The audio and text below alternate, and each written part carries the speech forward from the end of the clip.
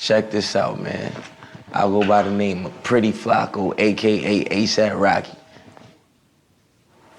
Yabba dabba do. It is I, says me, Snoop Lion, aka Snoop D-O double G, king of the motherfucking West Coast, holding it down. You know what I'm talking about? Bitch.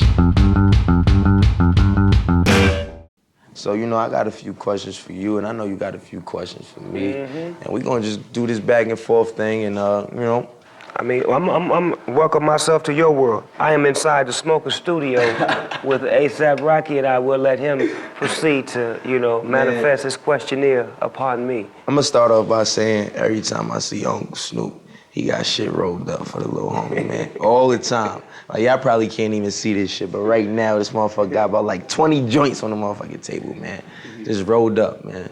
But let's talk about the comparison between 90s groupies and today's age, like, groupies. What would you say is like? Well, my feed of it all is the 90s groupies were all women. Females. Yeah, and it was a minimum male groupie, percentage, but they would get their ass kicked so quick that they would get turned off fast, you know what I'm saying, where they would become haters. I think we created haters from whooping on male groupies, and we created haters. We created the breed of haters from whooping on male groupies at an early age in the 90s. But the female groupies in the 90s, what they were, a lot of them was throwbacks from the 80s. Meaning that they had already been with, Keith Sweat, Bobby Brown. Yeah, Bobby Brown. Whoever the motherfuckers that was hot, before we was, you know what I'm saying? Showing all exactly.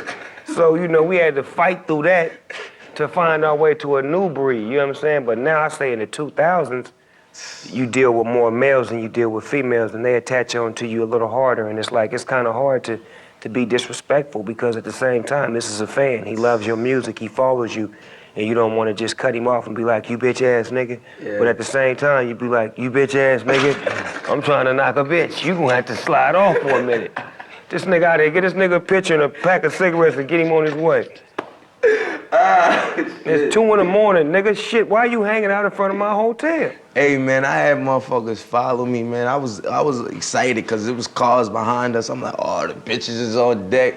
Man, security get out the check. It's like 4 rows of just dudes in cars, like back to back to back. Like, what the fuck is going on, man? Nigga, you think that's crazy, nigga. We was in some country. Gang of bitches was following us, right? So we in one of them little slide away, little mini VW vans. We ride.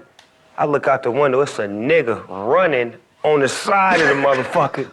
This nigga running like full speed, nigga. He holds on to the side of the van, roll. I said, man, speed up on this nigga, man. This nigga speed up with us.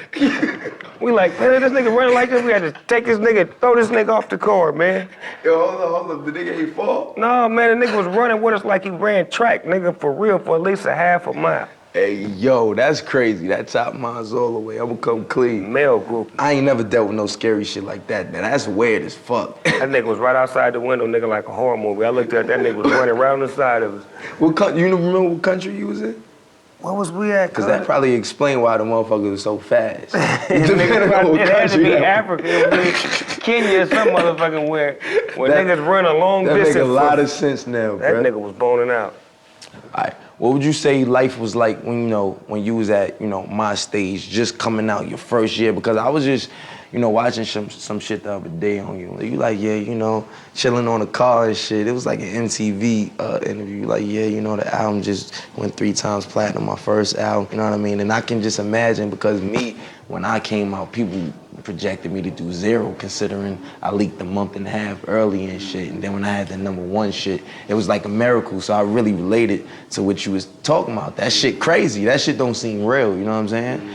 And do you still remember that feeling? Yeah, I remember that feeling, because I was still in the neighborhood. I was still, a part of the hood. And despite all this big shit that was going on around me, I still was the same person. So it couldn't affect me. It got bigger than me. And I see the same, things with yourself, as far as being connected with all your homies. How you started off and how it was all about you and your homies. That's what it was about with me and my homies. Making sure everybody eat, making sure everybody's involved. But as you grow, you lose certain homies, because it's called closing the gap. This is the gap when we start. This is the gap as you grow. Notice how you grow and they don't. So how do you close the gap? You got to come back down. When you come back down, you lose. So you got to keep going up. That's why closing that gap got to be them catching up to you. And if they don't catch up, you got to leave them behind, because you getting to the point now where you got to start cutting out. You know what I'm saying? And it's like you can't look back when you cut them out. Because if they meant to be there, they're going to be there. Yeah, forever. Yeah, because I had to cut out family members before. Me and my cousin Daz fell out before. When me and him fell out, it was like, how do you fall out with, I taught you everything you know. I put you in the game, and you go against me? But that's what the laws of the game do. It puts you in a position to where sometimes you have to have these types of situations to see who really supposed to be there. True indeed. This shit ain't made for everybody. You know what I'm saying? It's like everybody ain't gonna be a fucking star. Everybody ain't gonna be the shit. Everybody ain't gonna be what you are. It was 60 niggas that you was rapping with, and out of them 60, you the motherfucking one. And you can go back and try to help all 60 of them, but guess what? Ain't none of them gonna ever be you. And I done done it many times where I done tried to make niggas stars and rapped on their shit, took them on tour, damn near gave niggas my shoes, my clothes, my everything. Here, you can have all. I can't make you a star. Stars are born, they not made. You know what I'm saying? So it's like if you ain't born one, you can't make one. And you can't take your energy and put it into somebody and make them what you are. I had to cut a lot of niggas out that I really felt like, you know, man, I wonder how he doing. You know what? I can't worry about how he doing. Because if I worry about how he doing, then I'm going to miss a beat, and I might miss my lines on stage, and they may not want to pay me like they've been paying me. True indeed. I got to get this money. True indeed. True indeed. I could dig that. You know, man, it is funny, man. You might as well just stop this rap shit and get on some psychic shit, because I swear you a psychic one. Be like Dr. Phil. For all the rappers, Uncle Snoop. This week on Uncle Snoop, it's special guest A$AP Rocky as they talk about love, life, and liberty. And old school groupies.